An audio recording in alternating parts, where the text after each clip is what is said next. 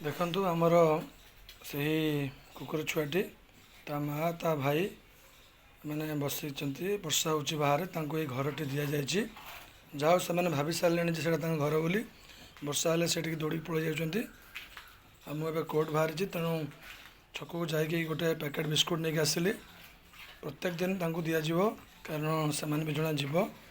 ଯଦି ଆମେ ଏଇଭଳି ଭାବରେ ଆମେ ଆମ ନିଜ ଇନକମ୍ରୁ କିଛି କିଛି ପରସେଣ୍ଟେଜ୍ ବାହାର କରି ଖାଲି କୁକୁର ନୁହଁ, ମାଙ୍କଡ଼, ଷଣ୍ଢ, ଗାଈ ଗୋରୁ ଛେଳି ଯାହା ବି ଆପଣଙ୍କ ସମ୍ମୁଖରେ ମିଳିବେ, ତାଙ୍କୁ ଯଦି ଆପଣ ଦେବେ, ସେମାନେ ବହୁତ ଖୁସି ହେବେ ଏବଂ ଉପରେ ଈଶ୍ୱର ଆମ ପ୍ରତି ମଧ୍ୟ ଆଶୀର୍ବାଦ କରିବେ ଯେ ଯାହା ହଉ ଆମକୁ ମଣିଷ ଜନ୍ମ ଦେଇକି ପ୍ରଭୁ ବହୁତ ଭଲ କାମ କରିଛନ୍ତି ବୋଲି ପ୍ରଭୁ ନିଜେ କହିପାରିବେ।